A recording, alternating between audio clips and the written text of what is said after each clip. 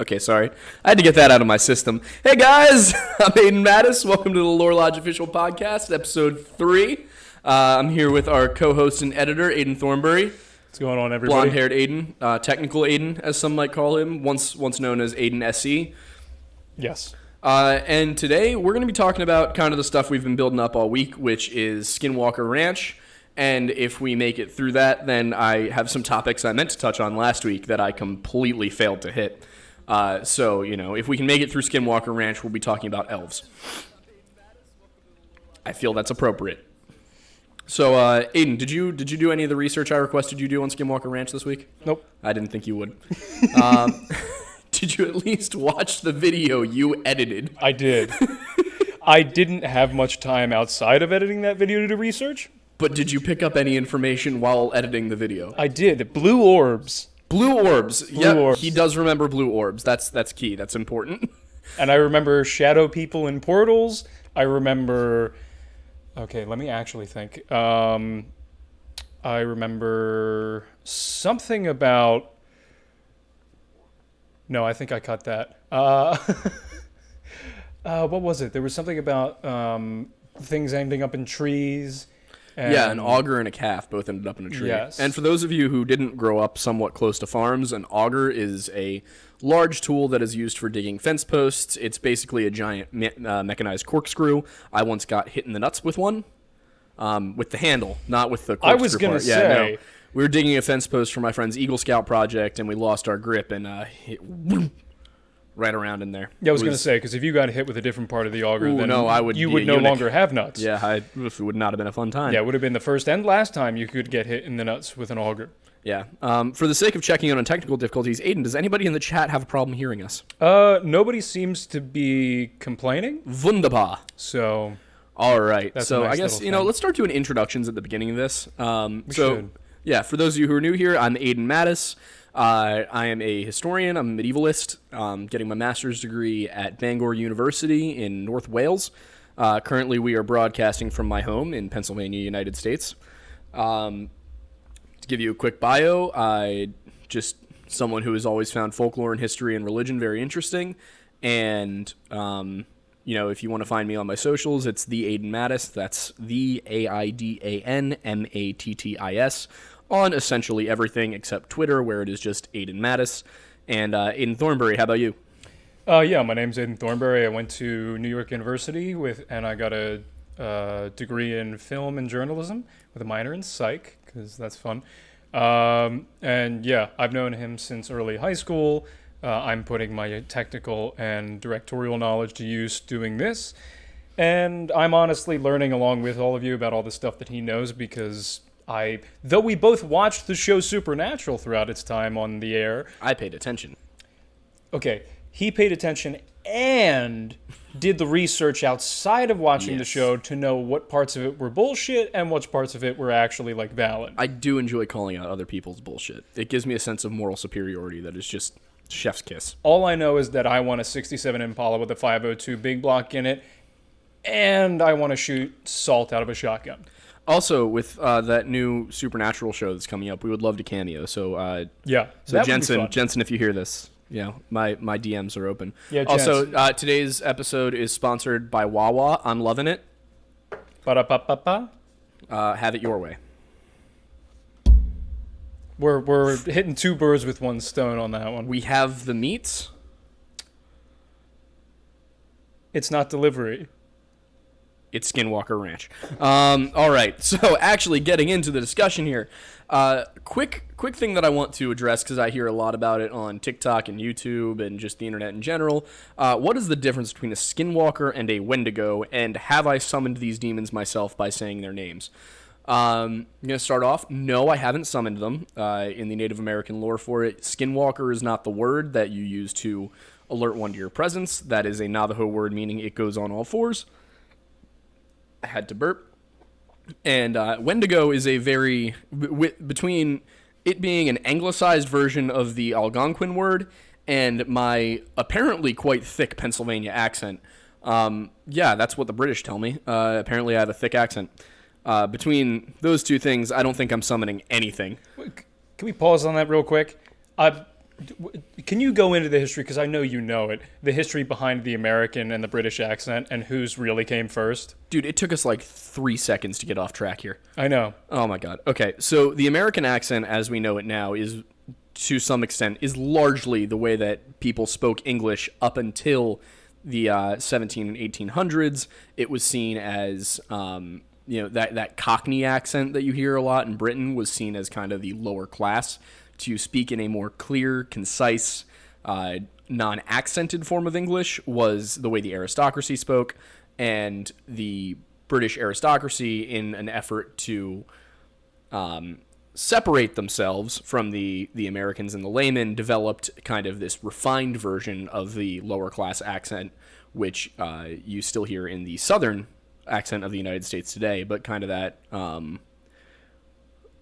high and tight sound to the accent, where they speak quite like this, and everything is very, very poignant and pointed, and everything they say, no matter how simple, sounds shallow and pedantic. I love all of our English followers. Please don't hate. I'm sure you understand. You probably hate Texan accents as much as we hate London accents.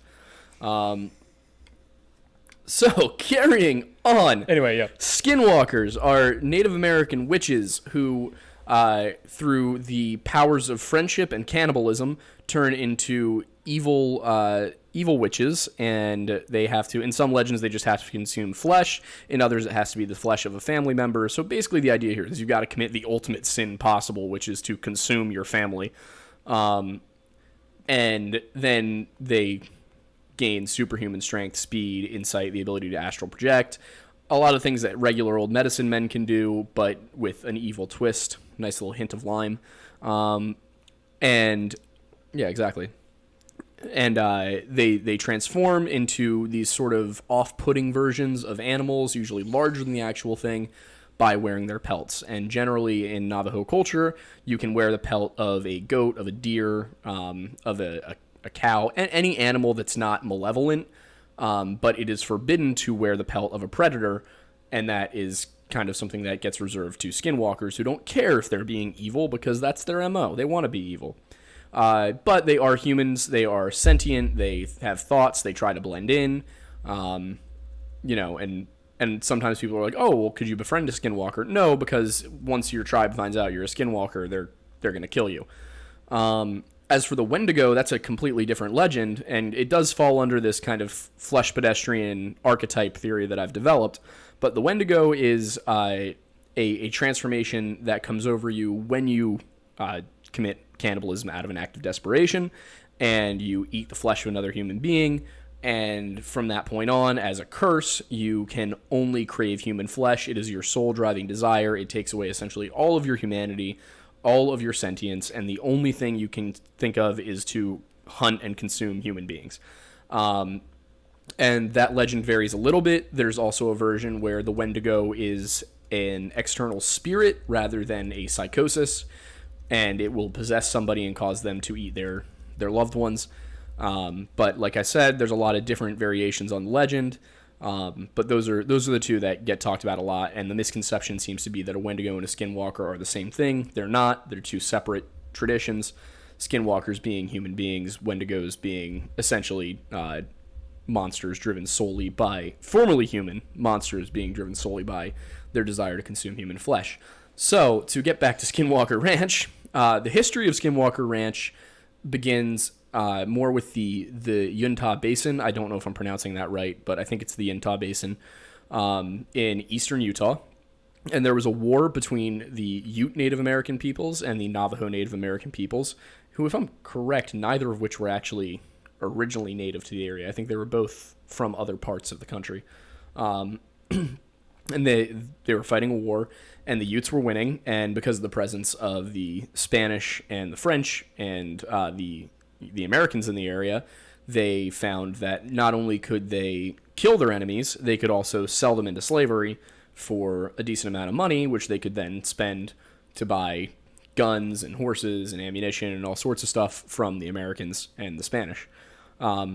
So rather than continue to fight this war and see their people sold off into slavery, the Navajo put a curse on the land. It was a Skinwalker curse, and that that tract of land where Skinwalker Ranch resides today is now known as being along the path of the Skinwalker. So the Utes won't go near it because they believe there are Skinwalkers there and that the territory is cursed and haunted. The Navajo are the ones who put the curse there, so they also believe in that. And some of the settlers of the area have also started to catch on that, maybe there's a Native American curse on this land. So that's where the history of the ranch begins. And then people started to build on the ranch in the early 1900s, 1905, 1930. You had some UFO sightings through the 50s. And then in the 80s, a family, the Sherman family, Gwen and Terry Sherman, and their kids bought the ranch. And immediately things started to go off the rails. The very first day they were there was a wolf, a huge wolf that attacked one of their calves, was just gnawing on it. No matter what they did, they shot it, they stabbed it, they hit it with axes. It would not let go. And then eventually it just got bored and meandered off into the forest. And they followed its tracks into the forest, but it completely disappeared, just wasn't there. And that was just the first of many strange happenings. I think I'm just going to go piece by piece with this so I don't lose my train of thought and go over what that might have been. In terms of the lore and the tradition around it, that point for point screams Skinwalker saying, "Get off my land." That seems like a warning shot. The fact that it appeared and could not be harmed by normal human tools, decided to gnaw on a calf for a little bit and then disappear into the forest. That sounds like typical Skinwalker. A lot of times when people report Skinwalker sightings, what they're saying they've seen is a large black dog or a coyote or a wolf where the proportions are off, its legs might bend the wrong way. The point of it is they're seeing a large animal that can't be harmed by human means. People will report being driving down a New Mexico highway at 80 miles an hour and hearing a knock on their back window. If you talk to Navajo people about this is something they take extremely seriously. Same with the Utes. This is not a joke to them. And so I don't think anybody should take it as a joke. I think if anybody knows what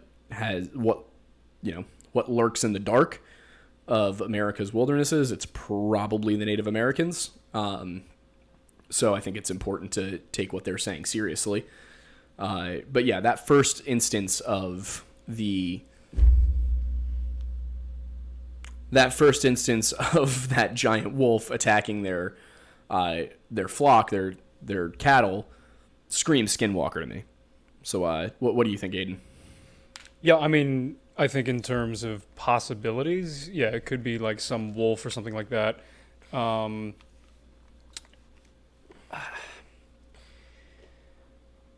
It's a weird color for a wolf, because it was described as just like big and black and things like that. And most wolves are, there are such things as black-furred wolves, but they're rare. Yeah. At least in terms of, naturally occurring and stuff like that. Yeah, and the biggest thing is the fact that it wasn't able to be harmed by human means. I mean, remind me what exact weapons they were using. Rifles, shotguns, axes. So, what kind of, do we know anything about the ammunition that they were using and things like that? Not particularly, but if you shoot something with any of those things, it's...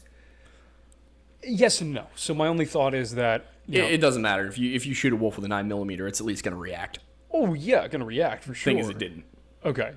So, see, that's... The report is that it just was unfazed. Got it. Okay. Because I was going to say, if you shoot, if you shoot a large animal with, 22, it's not going to do much. But if you shoot it with a 45-70, yeah, it should drop. But, yeah, exactly. And consider these are ranch hands. These are...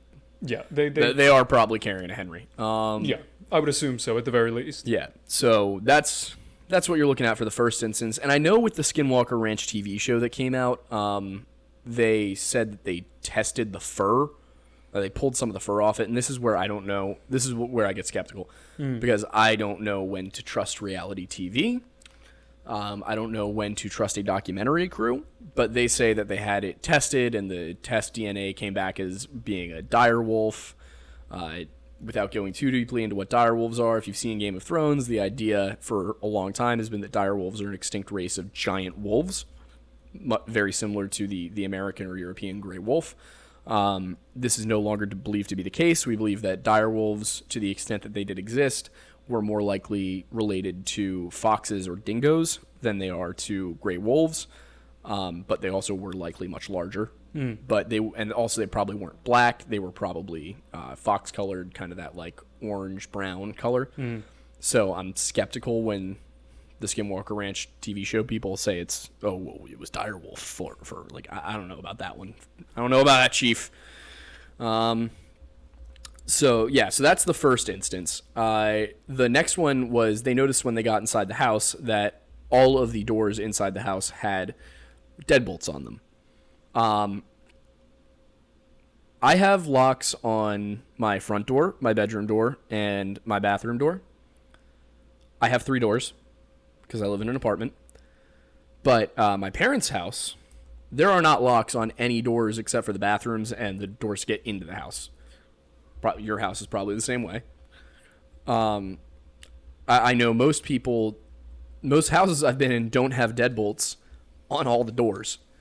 The only reason I can think of that you would have deadbolts on all the doors is that you're worried that if somebody forgets to leave the main door locked, something is going to come in and you want to have a second line of defense. Which would make sense considering that one of the other things that they would see around the property was 7-foot tall, pure black figures with no faces just roaming around the ranch. That these figures would walk up to the windows, would tap on the windows, would fidget with the locks, would essentially, it seemed like they were testing to see if they could get in, but they didn't seem intent on breaking in. But if there was a door that was unlocked, they were going to take it. So whoever had built the ranch, whoever had built the house and owned it prior to the Shermans, somebody had installed these deadbolts.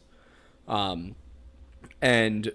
for a long time, they didn't know where these 7-foot tall beings were coming from. And that went on until a little bit later. They discovered that the children discovered that there were orange orbs floating around the property at night.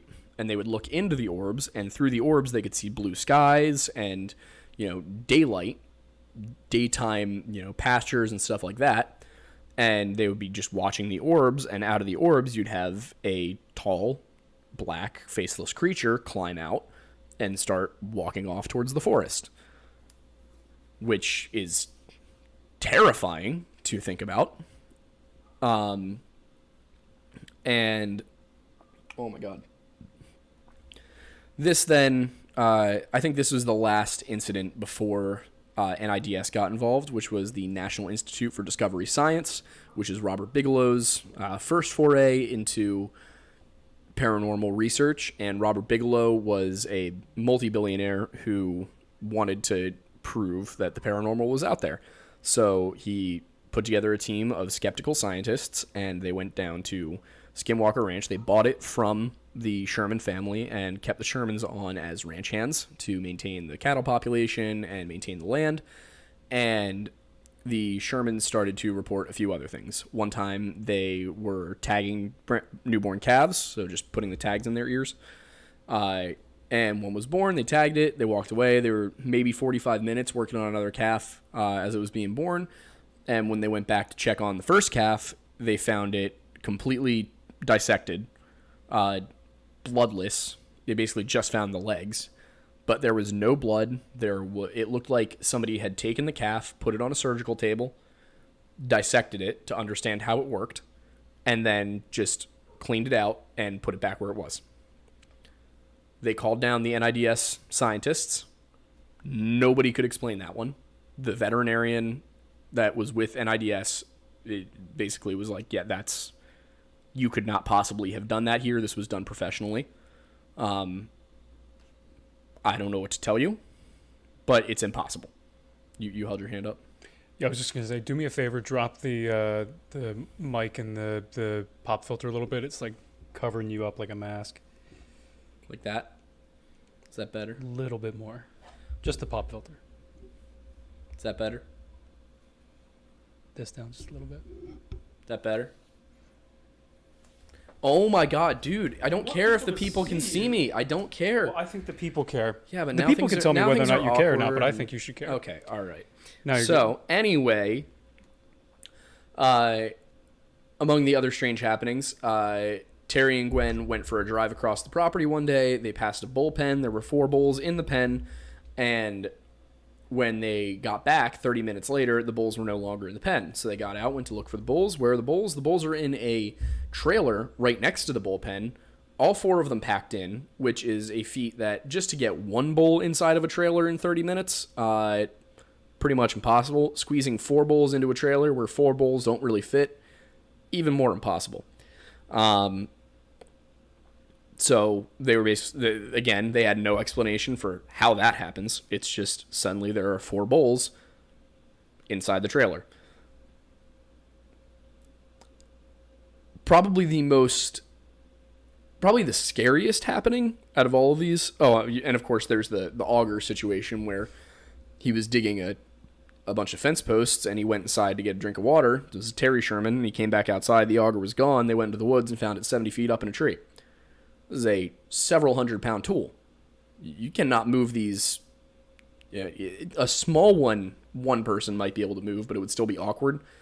To get a full-size one, 70 feet into a tree, would require a crane. You just couldn't do it. You also just wouldn't do it because what utility is there to having a fence-digging tool in a tree? Kids didn't do it. He didn't do it. Nids didn't do it. So they had no explanation for that one. But the scariest one out of all of them is definitely the blue orbs that would float around. Terry would report seeing lights off in the forest, and no matter what he did, he couldn't chase them off. He could never reach them. One night, he saw a blue orb floating around. His dogs were barking at it. He let the dogs go off after it, and it seemed to retreat. He was like, oh, thank God, that we finally caught a break here. We scared it off. And then he heard the dogs yelping, and he decided, you know what, I don't want to deal with that. He went inside, locked all the doors, went to bed, went out the next morning and went looking for the dogs, and all he found was 3 piles of ashes. So something vaporized his dogs. After several years at the site, NIDS basically was like, yeah, we can't explain any of this. We have no idea what's going on. None of this makes sense. And the Bigelow basically had nothing further to say. He was like, all right, well, I've proved that it's not natural. So the land eventually went to the government under, it was not owned by the government, but it was privately sold again, but the U.S. government, I think it's like the Advanced Aviation Threat Intervention Program or something. It's AAITP. I can't remember exactly what it stands for off the top of my head, but they started doing research on the area, continuing to allow the ranch to be privately owned and operated, documentary crews occasionally being allowed on, and this was under the auspices of essentially figuring out what was going on with the UFO activity that had been reported since the 1950s. This was under Harry Reid, that then Senate Majority Leader. If you go through and you read the Podesta emails from 2016 from WikiLeaks, what you're going to see is that Tom DeLonge from Blink-182 was communicating with John Podesta and Harry Reid about Hillary Clinton declassifying the information about aliens should she be elected president, which is just an absurd thing that actually happened. Just those fun little details. Yeah, that make exactly. The story that much better. Fun little details. We love fun Hillary little Clinton details. was going to tell us about the aliens. Epstein didn't kill himself. Neither did John McAfee. But, anyway, moving swiftly along. The government has maintained research control over the area. Documentary crews are allowed to come in and do their own testing and things as long as it's okay with the landowner. The one thing that people are not allowed to do is dig. The government said no digging. And there have been sounds of machinery heard from underground at the ranch. The one time people were allowed to dig on the property, the government told them they could dig in a very specific location. I found this out the other day. And what they found was that the groundwater under the ranch was magnetic. I don't know how I'm not a scientist. I don't know how you get magnetic water. I was going to say, okay. Did they say, there were magnetic elements within the water, or did they say the water itself? What I read said the water itself was magnetized. Charged. electromagnetically charged water. Okay, that makes a little more sense because water can hold can an electric be. charge. But why would it be underground? Yeah. That doesn't make much sense. Unless you've got like a power line that has a break in it that is somehow crossing within the water table. But out there at Skinwalker Ranch, highly unlikely that there is a powered cable underneath the ground. So essentially you've got electromagnetically charged water underground. And on top of that, you've got machinery noises underground and a government agency saying, no, you can't dig. To me, all of that sounds like there is something definitely going on at Skinwalker Ranch, something going on in the wider Utah Basin. I don't know. I mean, what do you think, given the information that you've learned over the past couple days? I mean, from a general standpoint, at the very least, there's something weird going on there. I mean, you can't look at all of this evidence, even if you're the most skeptical person about the paranormal, which I'm not the most skeptical, but I'm pretty skeptical. Considering all of these stories throughout this long history of time, and the detail of the stories, the specific elements that just don't, like, even just the fact that all of the rooms in the house had deadbolts, that alone must make you say, okay, what's going on here? Because it's something. Like, without any other context whatsoever, you have to be able to look at that and say, okay, what is going on here?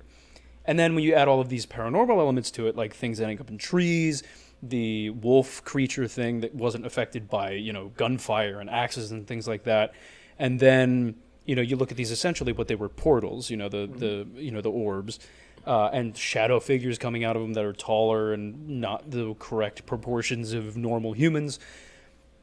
And then now you're talking about the electromagnetized water. There's too much occurring within a small window of just space for it to not warrant massive questions. And just like continuous questions, because none of the questions that are being asked by anybody are getting proper answers. And that's the curious thing is the government evading giving proper answers. Who would have thought? But yeah, no, it doesn't make any sense. There are way too many things that stand out as unanswerable, or not even unanswerable, just things that clearly require or desire further investigation, and the fact that further investigation is not being allowed to occur, that in and of itself is the biggest red flag. Yep. I love that you said think instead of thought there. That really made me happy. So it's one of those situations where there is, I think one of the weirdest things about it is that if you look at another top secret area like Area 51, nobody's allowed there. People aren't allowed at Area 51. People are allowed at Skinwalker Ranch. So it seems to me that they're using Skinwalker Ranch's paranormal reputation to cover up whatever they're actually doing there. Native American curse or not, there probably is a Native American curse. There probably are Skinwalkers at Skinwalker Ranch. But it seems to me like the government is using that to cover up some sort of research. The portals thing I find very interesting because could that be a situation where the government has figured out how to open up portals between either different worlds or one place on Earth and another, and they're trying to figure out, maybe the cattle mutilations were them sending cows through the portals, and then the autopsies were to determine if there was any internal damage from the portals, and then maybe the people climbing through them were wearing some sort of protective gear, and that's why they appeared too tall with no faces in pure black. There are a lot of possibilities, and that's getting into deep into conspiracy theory territory. But it's always an interesting thing to think about. And I am going to take a quick break right here to give a little bit of a sponsorship shout out.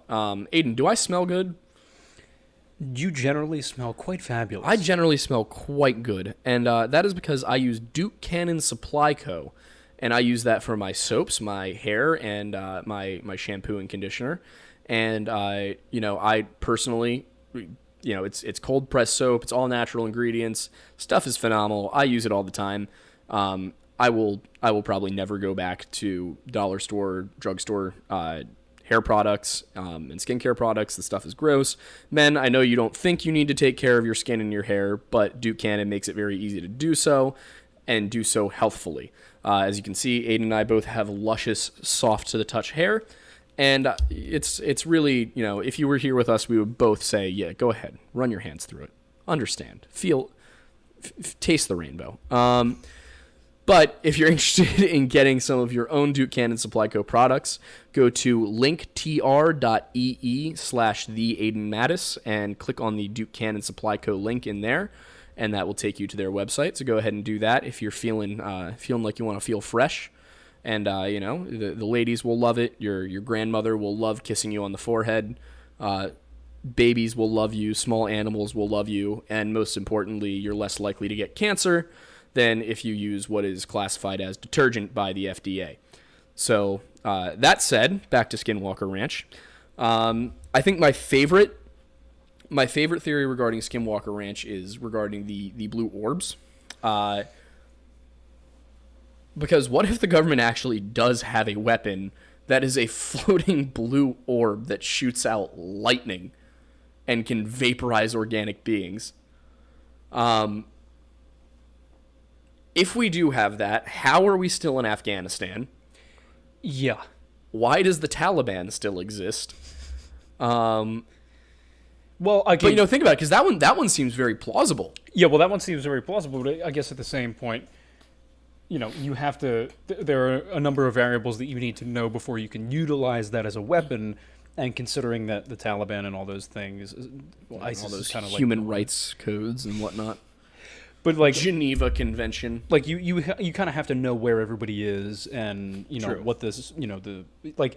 If you're trying to put somebody or something into a cave system where people are hiding out, you need a thorough 3-dimensional map of that cave system so people or the weapon doesn't show up within a rock formation instead of the actual tunnel. Exactly. So, but this is, again, going very far into the conspiracy theory territory. Could you imagine being able to pilot like a little blue drone and it just shoots lightning at people? It'd be crazy. Like, oh my God.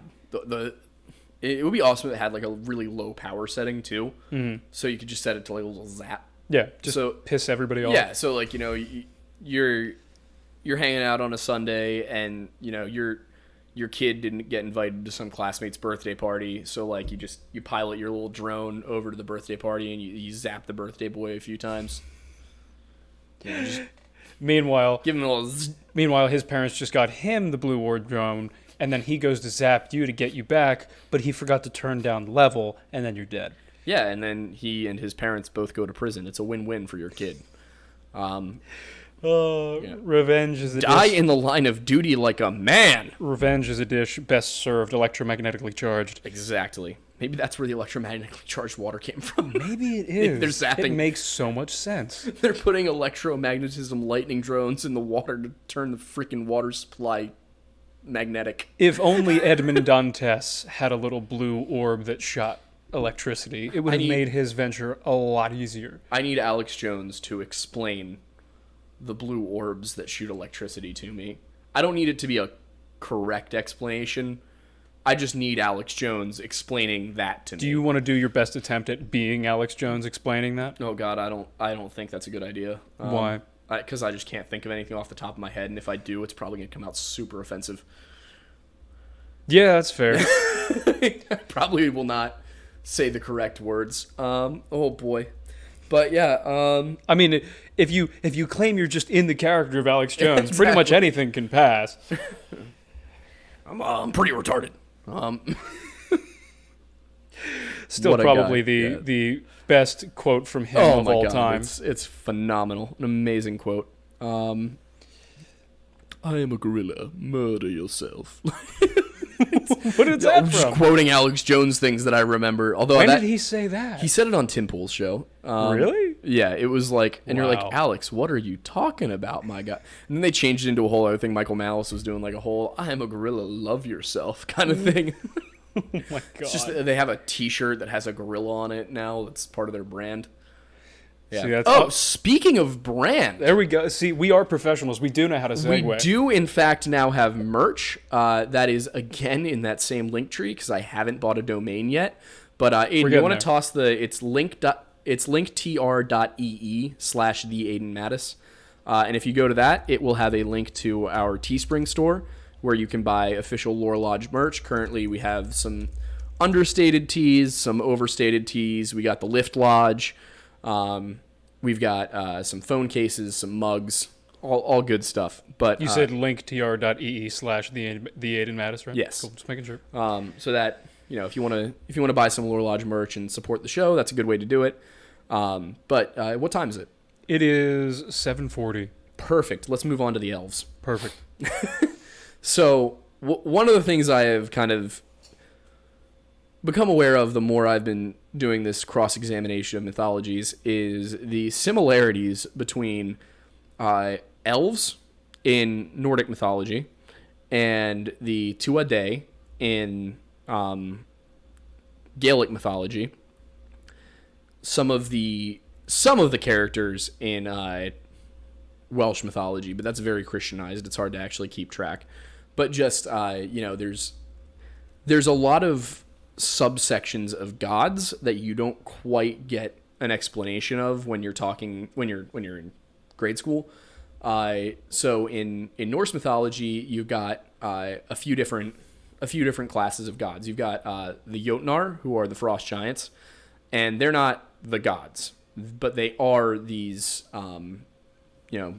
these kind of primordial beings. The gods themselves tend to be descended from Jotun, from either they have a giant mother or a giant father. They're not necessarily large, but they're just known as frost giants.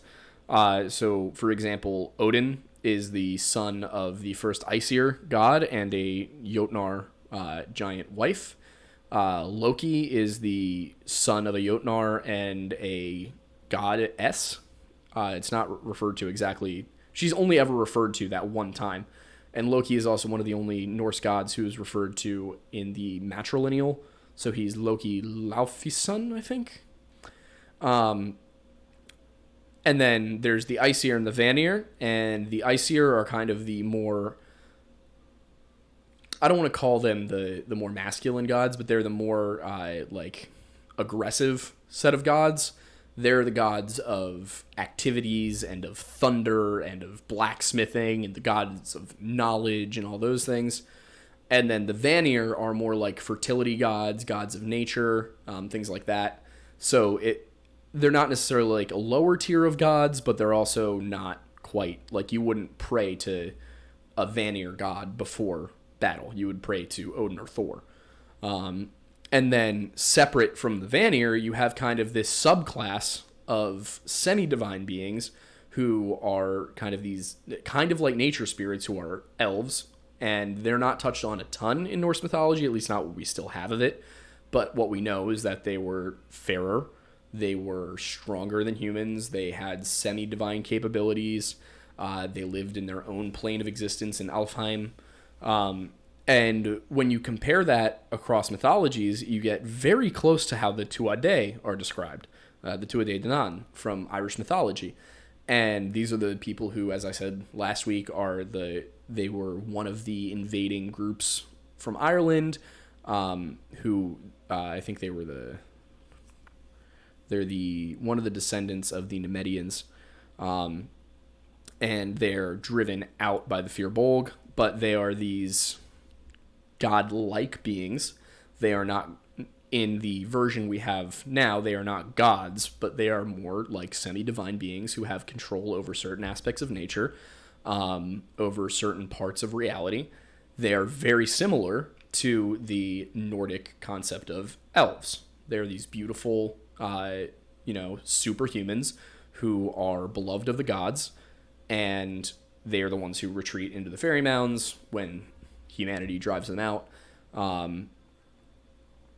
and that's how you get into the whole otherworld thing. So, I want to get your opinion on as a skeptic here about the possibility of elves having existed alongside human beings at some point.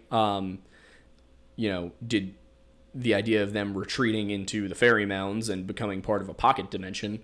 And then, of course, the classic Alex Jones quote of, when you do DMT, you're going to meet the Clockwork Machine elves. And if you think all of this somehow ties together, or if this is just the ramblings of a madman.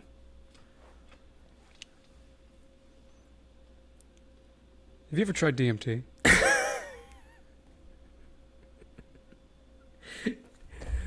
Come on. Sorry, had to. I don't know about the pocket dimension. I mean, those things are... I liked your analysis. Out of all of that, the pocket dimension is the one you're not sure about? Okay, give me a second here. Okay, I'm getting into okay, it. I'm getting all right, into it. okay. So, give me a second. Anyway, the thing I started with the pocket dimension thing is because I liked your analysis of dimensions within, I can't remember which video it was, but just kind of the idea of, when discussing dimensions and, Other the worlds and multidimensional beings. Exactly. When discussing the idea of dimensions, it's kind of this, ethereal, out there thing of like, oh, there's other dimensions that existence can happen in. And then you think back and you're waiting, because you reined it in, you're like, well, let's take a second, think about this for, a minute.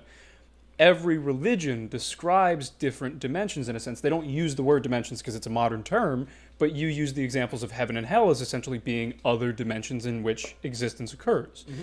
And, in Christianity and things like that, and Judaism does not have the same concepts of heaven and hell. Good to know. Yeah. He's also a religious scholar. I am not. Anyway. I will briefly touch on that Go really ahead. quick. Judaism does have an afterlife, but it is a much more ambiguous afterlife. There is not this description as there is in Christianity of heaven being this place where you'll go and be in communion with God and never want for anything, never need anything. It's more of a neutral, eternal existence where you will be happy, you'll be fulfilled, but it's not glorified so much, and it's not even discussed that much. The focus of Judaism is much more on your earthly life, whereas Christianity is much more on securing your place in the afterlife. And then in Judaism, you also, and I might be getting this part wrong, but you have the concept of Sheol, which is, I guess you could relate it to Tartarus in Greek mythology, because this all probably, these ethnic and cultural groups were all in contact with one another, where Sheol would be, where you're separated from the congregation of the Lord, and you are not necessarily, it's not like Christian hell where you're in eternal torment, but you're just in this kind of place of non-existence almost, where it's just like, so it's almost you kind of fade out of existence. So it's not eternal torment. It almost sounds more like the Christian idea of purgatory. Yes. Yeah. Yeah. Very similar, but go on. So essentially going into that, potentially, in terms of that element of it, I think on a scientific and historical level, I think the idea of, because elves is another modern term, well, modern-ish term. I don't know, how far back does that terminology go, do you know? Elves? Yeah. Ooh. Like, long way back. Like that specific term? Like the Norse have believed in elves for a very long time. Okay, well...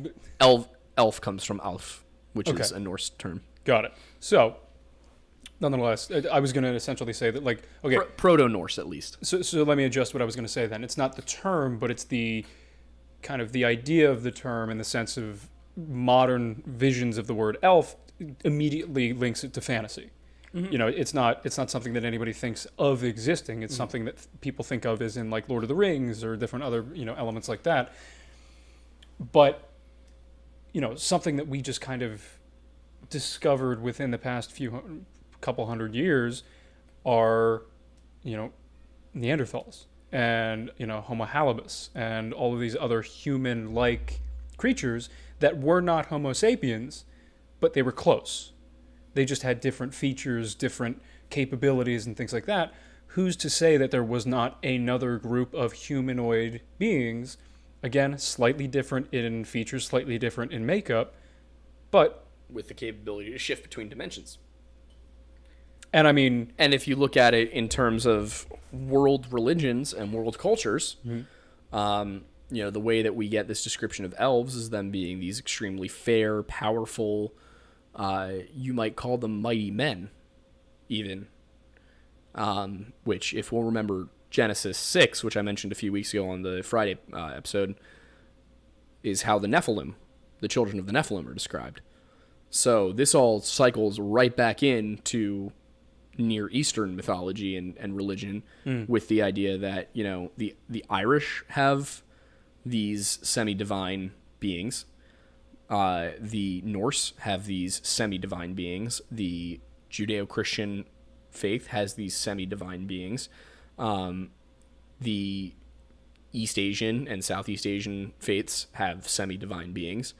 Native American faiths have semi-divine beings who all share these essential characteristics that they are stronger than the average man, beautiful, and just at a certain point fade from existence as far as we know.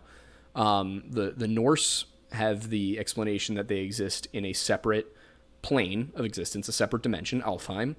The Celts say that they retreated into the otherworld, and in Judeo-Christian lore, they were killed, or they went somewhere else. I don't know as much about the Hindi and East Asian faiths. So my question there is mainly in the Norse and other, you know, ideologies or, you know, religions in terms of what happened to these elves. Where exactly do they say they went? It depends on which one you're looking at. Like I said, in the Norse one, they're in Alfheim. They're in this specific world that is the world of the elves. Like Midgard is the world of the humans, and Asgard is the world of the gods. And there are ways in Norse mythology to travel between realms. There's also some suggestion that the Norse didn't really think of it quite as these were separate realms, but that these were realms that intersected and interwove, and sometimes you could be in two of them at once. You know, the idea that Asgard and Jotunheim kind of run right up against each other, and they're just separated by this giant river.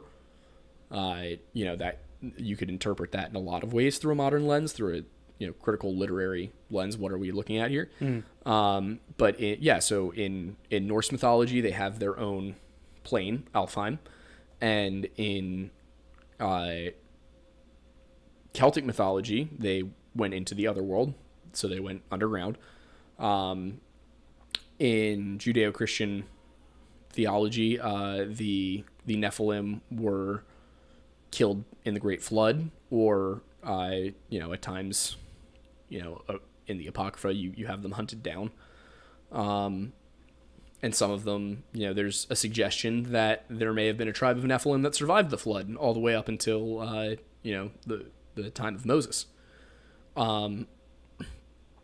But, yeah, so they each have kind of a different explanation for where they went, but that explanation is usually they entered another dimension or they live in another dimension, and now they don't walk alongside us anymore. But they are widespread throughout mythology. Which I think is very interesting. It is. The natives, however, there are Native American and First Nations legends about giants that are quite literally like 30 stories tall. But that's,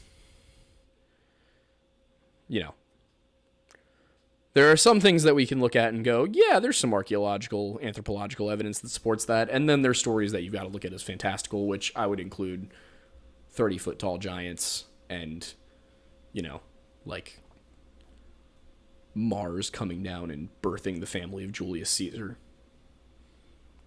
among those. That's a new one for me. The Julii or the Brudii, I forget exactly which one, but one of the two claim to be descended from Mars. And claiming ancestry with gods was very common throughout European history. Let's just clarify that Mars is the Roman god. Yes. Roman god of war. Yep. But my point there being that every culture, as much as they have a lot of similar legends about plausible things, probably have an equal amount of legends about probably not. Like the Norse believed that when you saw thunder and lightning, that was Thor fighting with the Jotun. Probably not. It's probably just thunder and lightning. But a lot of times cultures would use these kinds of things to explain natural phenomenon, such as thunder and lightning would be, in Scandinavia, it would be Thor fighting the giants. In Greece, it would be Zeus throwing a temper tantrum. So you got things like that. A lot of ancient pagan myths and legends have to do with explaining natural phenomenon in a way that we can now explain, and those are the ones that I kind of look at, and I'm like, all right, we have an explanation for that. Which is why I take more of an interest in the ones we don't have an explanation for, such as Wendigo and Nephilim and Tua de Danann and things like that, where it's like, what's your concrete explanation of that? Because we have a concrete explanation of thunder. We don't have a concrete explanation of fairy mounds. So, what time we got? It is 7:56. So do we want to start gearing up? I think we should gear up for questions. Did I succeed in turning super chats on this week? We're going to find out. Could you let us know in the comments whether or not we succeeded in super chats? Also, before we hop into comments, can you not see it? Well, I can see them, but I don't know. Oh wait, yeah, no, I can see a little money button. Support the Lure Lodge. Yeah, there's a money sign. So, can I see? I've never seen this before, so I'm excited. So I'm going to walk around here really quick. Fair enough. Go while for Aidan it. picks a question. Yep, we don't have any questions yet. Feel free to send them in now. This little dollar sign here, I believe. Yeah, that's what it is. Cool. So while we're waiting for questions to come in, why don't we kind of plug ourselves, let people know where they can find us. Also, sure, that makes sense. Do we want to announce the box, the mailbox? Oh, yeah. So for the time being, if people would like to send us things, I feel pretty secure in giving out my mailbox, which is, I guess you can type this in the chat. Yep. It's 131 Bridge Street, and that's apartment 1425, Phoenixville, Pennsylvania. You said 1335? No, 1425. There we go. That's much better. Phoenixville, Pennsylvania, zip code 19460. Please don't send me anthrax or ricin. I will be very upset with you. I will call your mother and tell her that you are not allowed at Thanksgiving anymore. If you are in a country that doesn't celebrate Thanksgiving, then I will find a culturally appropriate holiday to ban you from. Also, that does go to a secure, locked mailbox, so don't think about sending me anything funky. And we will be setting up a P.O. box at some point, probably when we figure out where our permanent residence is going to be for the next year or so. Yep. But yeah, if you want to send us stuff, feel free to do it that way. I don't know what you would send us, but whether it's so, ideas are. We know a couple people have some desires to send us some equipment to help us improve the quality of both this show and other shows, and allow us to do some in the field work, which would be incredible.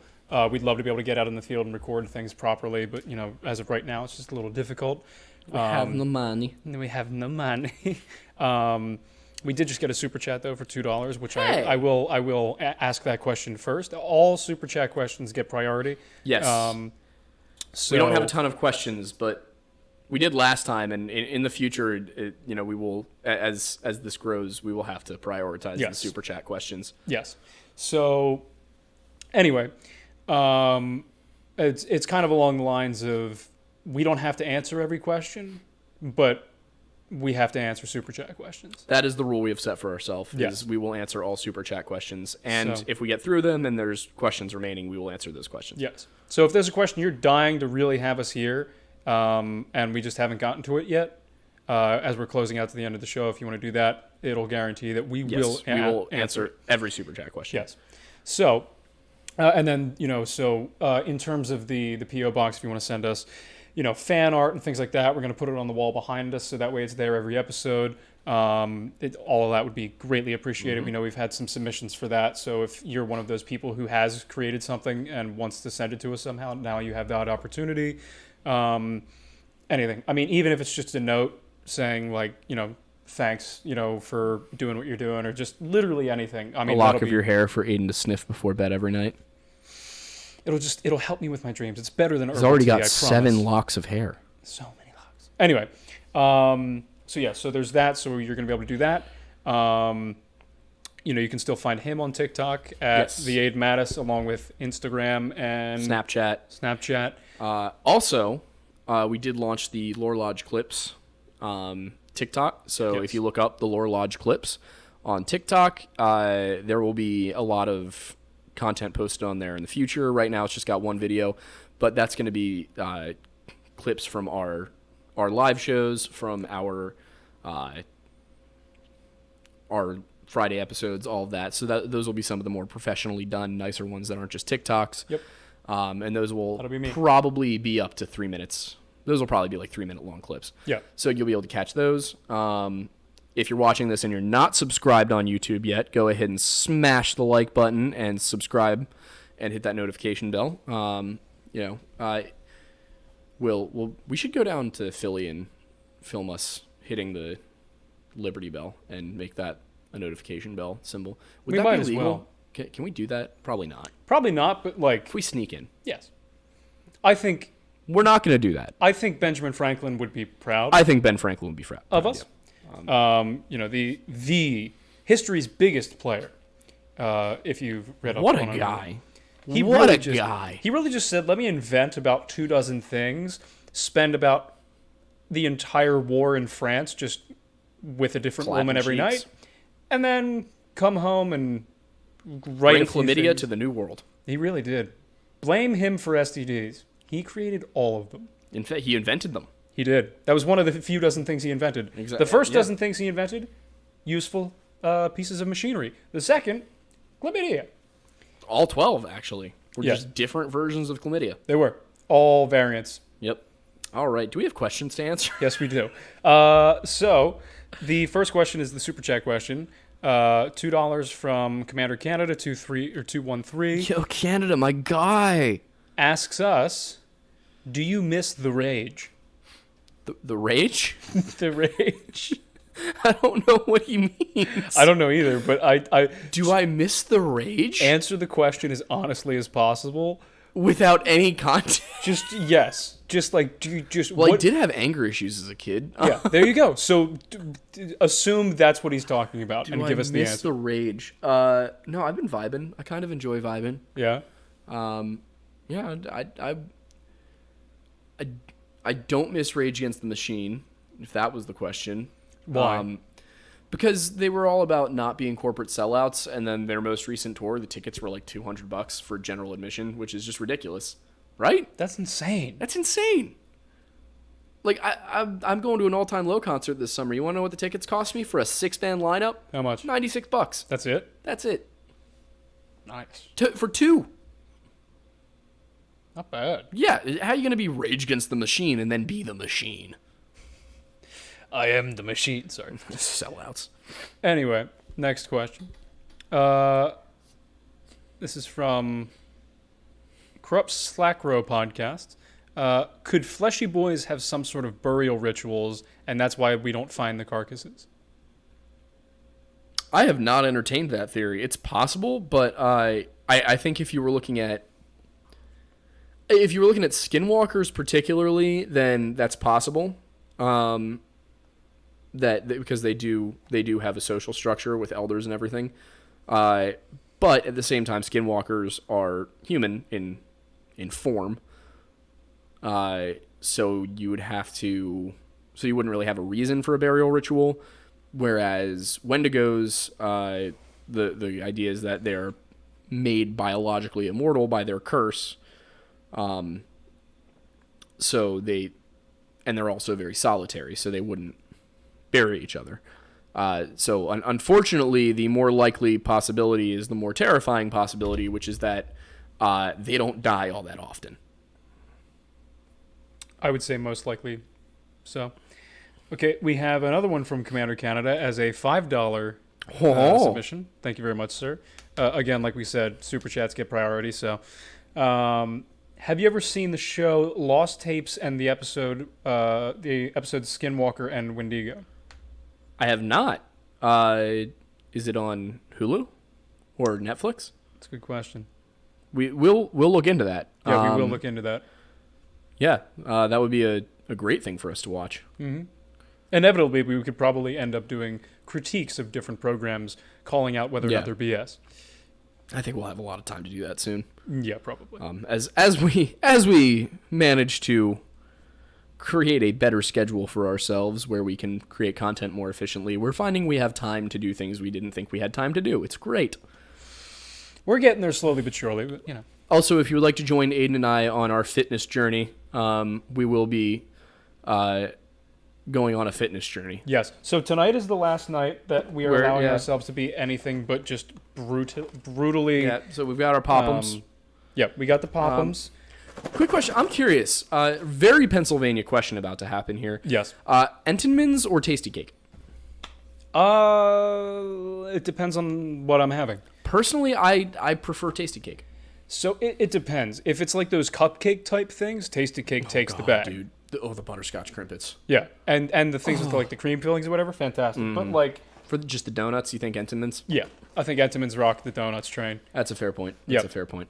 Pep just saw. She said it's on Hulu and YouTube, so we will. All check it right, out. that's what we will be doing tonight. Yes. But anyway, to go in a little bit further in depth in our fitness journey, just in case anybody gives a shit. Yeah. I'll make a Snapchat story for There our we fitness journey. Oh yeah, let's do that. Yeah, I'll make it a private story. So add me on Snapchat if you want to be added to the fitness journey. It will be goofy. It will be silly. Yes. You'll laugh. You'll cry. Yes. You'll lose 10 pounds.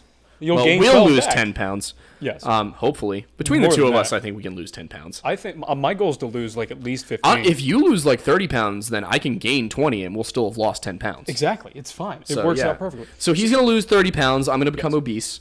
Yeah. Essentially what the thing is that so we were both working out earlier in the pandemic and we both put on a decent amount of muscle, and then I went on a road trip for about a month and just didn't do anything except eat vigorously. And I don't have an excuse. I just gave up. fair. So we made the pact late last week, and we said, you know what, we're going to get ourselves back into shape. I didn't tell you what. Oh yeah, so we're spending our last night doing this. We're gonna drop some weight first. I ate and half we're a gonna put on some Domino's muscle. pizza today. Yes, he's very. He can eat a full pizza himself. It's impressive. Those Italian genes, man. Oh, it absolutely is. I didn't tell you what my goal is though. My goal is I want to be able to make the competitive ranking for the Navy SEAL entrance test, just as a goal to be able to do that. And it's, I can tell you what it is if you want to know. I want to be able to run a mile without feeling intense lower back pain. Okay. So the Navy SEAL PST standards. PTSD standards? Yes. Well, those we could never possibly meet. So first it starts with a 500-yard swim in... I can do that. In 8 minutes. I can't do that. Exactly. That's the competitive standards. Then it's a 10-minute break. Then you I can have to definitely do that. Yes. Then it's 80 to 100 push-ups. I can do that. 2-minute break. 80 to 100 sit-ups. I can do that. 2-minute break. 15 to 20 pull-ups. Oh my god, yeah. 10-minute break, and then it's a 1.5 mile timed run in 9 to 10 minutes. I can definitely do almost all of those things individually. Doing them in that sequence, I would probably die. Exactly. So we want to get ourselves to a point where we can do that well. I'm starting to lose faith in this fitness journey. No, sir. I don't know about you, but some days I might be working out twice a day. Oh yeah. So, anyway. Do we have more questions? Yes. Another super chat from Matreon. Matreon. Yes, for $1.99. Thank you, Matreon, for your generous donation. Is not a question, it's just it's a command. Okay. Be more active on Discord from the entire Discord. Okay. Would you like to tell them the schedule that you're planning? I put the schedule in the announcements. Would you like to tell them just in case they didn't see the announcement? So I will be in the general, I'll be in the campfire on Discord, which is the $1 Patreon tier. I guess there's also other ways to get to it, but the $1 Patreon tier. It's the $1 Patreon tier plus the level 75 and up. It's the or the level 75. It's the, I believe that's investigators. Okay, so point is $1 Patreon tier or level 70 or level 75 and up. Yep. That's the campfire. I'll be in there from 7 to 7:30 on Tuesday nights, and then I will be in the cabin, which is the $5 Patreon tier or level 100. 100. That's the hunter's level. And or level 100 from 7 to 8 on Wednesdays and Thursdays. So I will be in there 2.5 hours per week, guaranteed. And then I will pop into the general now and then. Probably going to stream some Mount and Blade. We're talking about making a Minecraft server for everybody to putz around in. Yep. But yeah, so that will be my schedule for it. As our schedules open up a little bit more, then I'll try and hop in a bit more. But I'm committing right now to those 2.5 hours a week. And then when I'm not in there, I'll try and be in the general a little bit more often. Going to do some Twitch streaming too, I think, once we get that all figured out. Yep. If you play like Modern Warfare, if you play Warzone, Battlefield, also I'll be happy to squad up with some people. World of Tanks, if anybody plays World of He Tanks. plays World of Tanks, so definitely play some World of Tanks with Aidan. Going to be playing some of that later on tonight after we're in one of the VCs for a little bit after this. All right. Yeah, and we will be in the general tonight. Yes. So we'll be in the general voice chat tonight. Say 15 minutes after the show ends, probably. Yes, roughly. Right. Yeah, so from... So if you're not in the Discord yet, join the Discord. Yep. Yeah, anything new? Yeah, other than that, so my schedule will be a little bit more haphazard because I've got a little more going on, and I'll try and be in whatever he's in, but we'll see. And then so the plugs, I'm at the Director Aidan on TikTok and Instagram if you want to follow those. Any other further plugs? Yeah, I was on the Cryptid and Paranormal Committee's podcast about 2 weeks ago now. So just go check that out if you want some more me content. They're pretty cool. They're trying to get some actual investigatory stuff going. So go check that out. Toss them some views. They deserve it. Let's see. I think as far as plugs go, I did the Duke Cannon plug.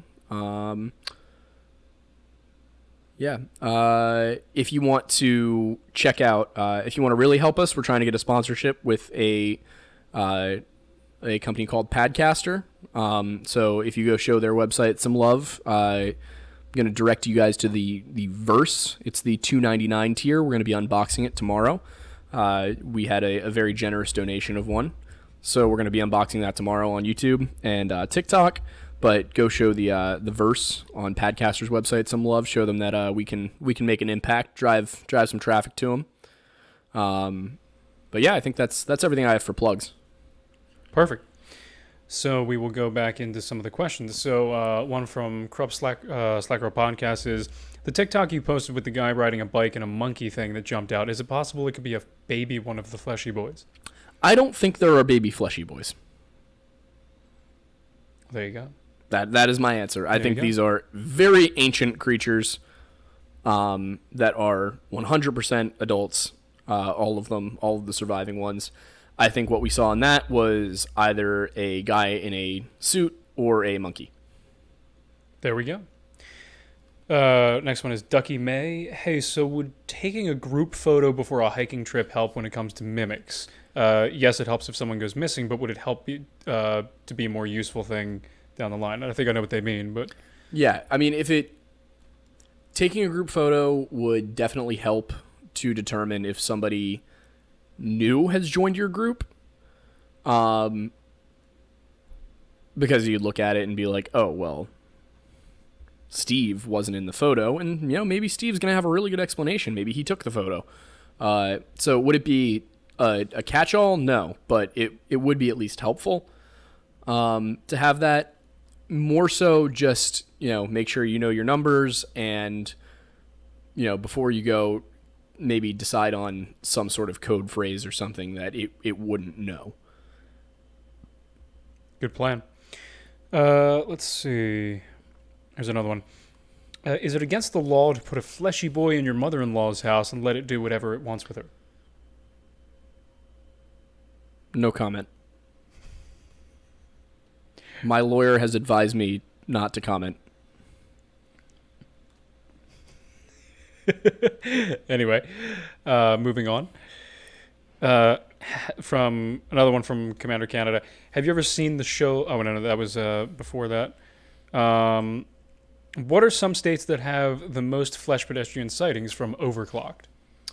Uh, I'm not going to give you state by state, but I will give you region. Yellowstone and Yosemite National Parks, the Appalachian Mountains, and the American Southwest, like Utah, New Mexico, Arizona. Those are going to be some of your most active. The Adirondacks, I guess Michigan and Wisconsin. I think those are probably the ones you would need to watch out for the most. But again, anywhere with big untamed forests and lots of caves. So the Pacific Northwest. The Pacific Northwest, however, seems to be a little bit safer, and I think it might be because of Bigfoot. From the Native American lore, it seems that Bigfoot wards off the fleshy boys. Interesting. Would it be a great creature feature to have Bigfoot versus a Wendigo? Yes, that would be phenomenal. See, that sounds way better than Godzilla versus King Kong, because in that one, there's actually a fight. Unlike Godzilla versus King Kong, which we all knew from the beginning. Nuclear lizard. Nuclear big-ass lizard was going to win. No contest. Nuclear lizard beats big monkey. Anyway. Yeah, so. Moving along. Moving right along. Another question. So people are asking about squonks. I don't know what that is. Yeah, so I was reading up on the squonk today.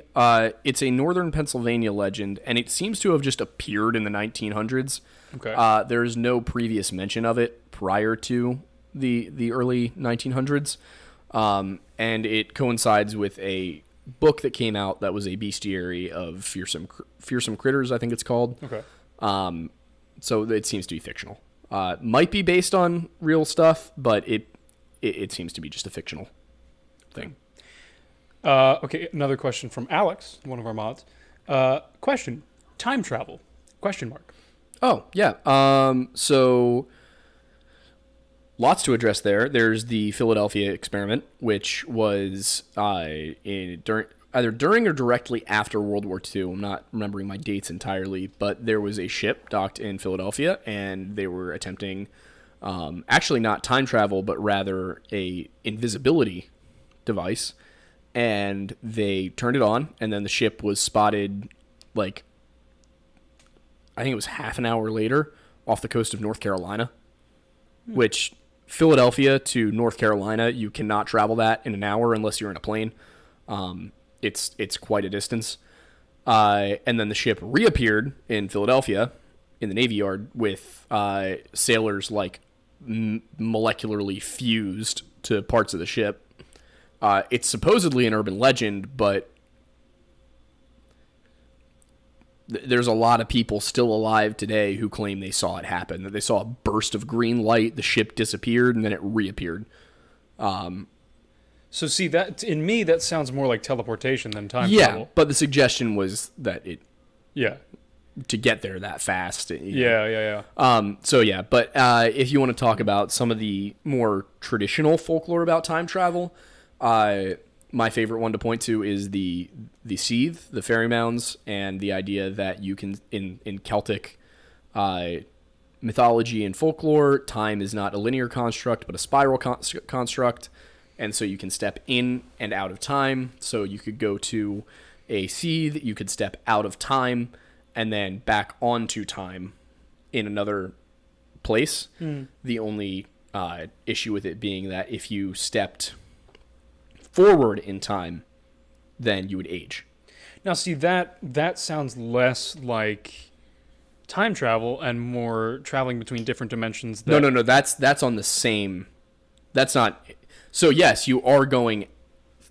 It is multidimensional, but you're using a separate dimension to travel between times. Yes, but it's essentially, it's less.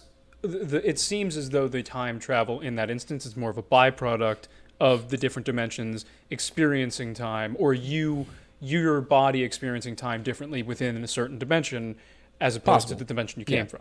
There's an episode of Star Wars Rebels where Ezra steps into this other dimension, and he can go up to different doorways that are into different points in time, and this is actually how he ends up saving Ahsoka from getting killed by Darth Vader in this one big explosion.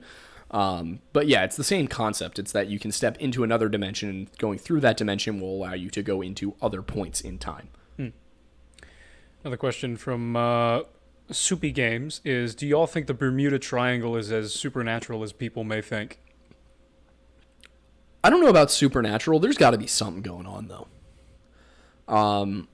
Something there with, either the magnetic polarity of the Earth. There's got to be something that messes with planes and ships' instruments. But it also has to be something that doesn't happen every time, because a lot of planes and ships make it through the Bermuda Triangle just fine. So there must be something that pulses, essentially.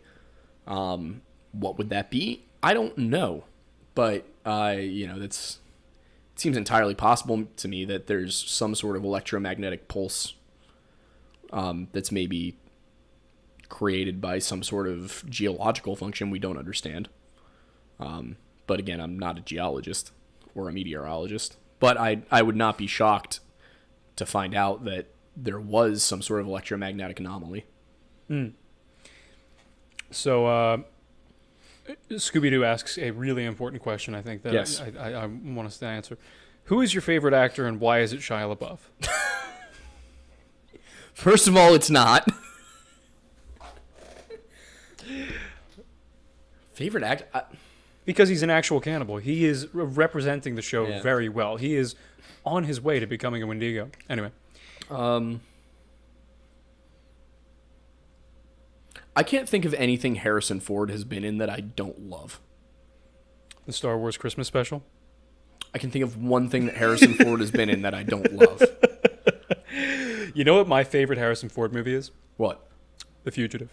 Really? That makes sense. Yeah. Oh, wait, no, I lied. I don't like Blade Runner. That might be a controversial opinion. I don't like Blade Runner. It has too many synthesizers. The practical effects are dumb. Star Wars looked better, and it was earlier. And why is San Francisco or LA or wherever they are, I can't remember, why is it half Japanese? Because it was the future. Think about how much... So in the future, everything is half Japanese? Think about how much Japan has influenced American culture at this point. We're not half Japanese. Of course not. Also, it's based off of the Philip K. Dick novella, Do Androids Dream of Robotic Sheep? I think that's it. I'm amazed that you're angry about the synth, because that's one of the best parts is the film score. Oh god, I hate the score. Really? I hate it so much. Look at this, guys. But Do Androids Dream of Electric Sheep? Electric Sheep, that's it. In Do Androids Dream of Electric Sheep, there's been like a massive global cataclysm where it's not explicitly said what it is, but the Earth becomes almost uninhabitable. Between radiation and just smog and all sorts of things, the Earth is almost uninhabitable. The entire reason that these synthetic people exist is because they needed slaves on Mars, and they didn't want to use actual people for that. So the entire, moral dilemma that is the novel is completely left out of the film, so it can be an action movie. And it's not action-packed enough to be an action movie. The moral dilemma is still there. It's there, but it's not there. Like it's not there. Like it is at the forefront of the novel. It's not like it's there in 2049. In 2049, they pump up the. I haven't seen 2049 yet. Oh, that's great. Arguably, I was better watching than the it in a original. hotel in State College, and I fell asleep That's fair. because it had commercials. That's fair. But anyway, carrying on. So, what are your thoughts on the pile of shoes found in Nevada from John Bradley? I just started looking into that. I will need to get back to you, John Bradley. It is real. It is a real thing. When I first saw it, I thought it was BS. I thought it was somebody doing some, some of that spooky, like, oh, the mermaid skeleton was found off the coast of blah, blah, blah. Like, which is obviously fake. Oh, yeah, today's the first day of Shark Week. I forgot. Oh, yeah. But yeah. That on after this. So, the shoes thing, though, I looked it up. 8,000 children do go missing in Nevada every year. 8,000? 8,000. 460,000 people go missing in the U.S. every year. Most of them are found.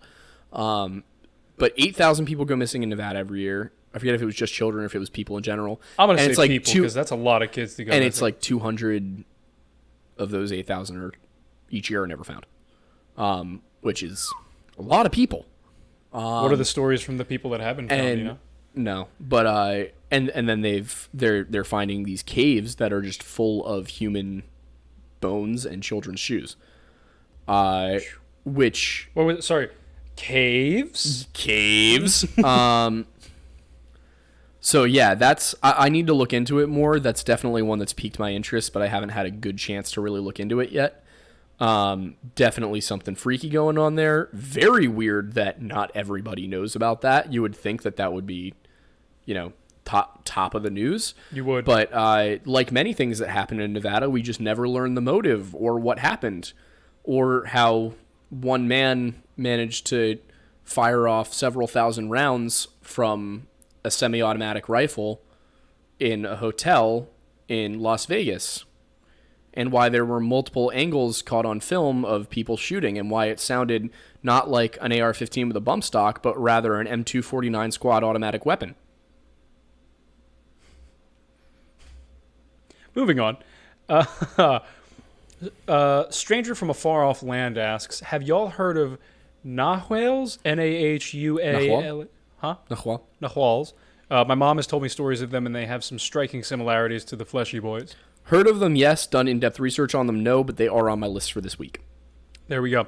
Okay, it is 8:26. We've got about 4 minutes left. All right. If you've got pressing questions, you better hit those super chats. Otherwise, Yep. we're cutting this off at 8:30. Yep, super chat is the way to do it. We're going to do one more unless we get super chats. So the one I'm going to choose as the potential last one is... This is a fun one. It's from Corrupt Slackrow Podcast. Would a flesh pedestrian be able to be killed by a big predator like a T-Rex or something? Ooh, T-Rex versus flesh pedestrian. Here's the thing. T-Rexes probably were not hunters so much as they were scavengers. Did you know I knew about dinosaurs? I know now. Wait, no, I was a huge dinosaur kid. I wanted to be a paleontologist. Wait, I'm curious. Why scavengers for T-Rex? So as far as we knew when I was actually interested in dinosaurs, Yes. T-Rexes were probably solitary. Their little tiny arms weren't very useful for much. Yep. But what they could do was scare off other predators. So they would generally wait for smaller predators to kill something, and then they would come in and be like, "Get out of here, my food." Now, so I would say also velociraptors were nowhere near as big as they are in Jurassic Park. They were more the size of a chicken. Yep. Still terrifying, but if you wanted to talk about a dinosaur that I think would have the best chance against a flesh pedestrian, I would go with the Allosaurus. They, as far as we know, hunted in packs, cared for their own injured, and were resilient enough that we have found lots of fossils of them with mended bone breaks. So it's one of the only animals that we find fossils of mended bone breaks. Because usually if a wild animal breaks something, it ends up dying. So Allosauruses, they managed to actually care for their injured pack mates until they were healed enough to at least keep up with the herd and perhaps help with hunts.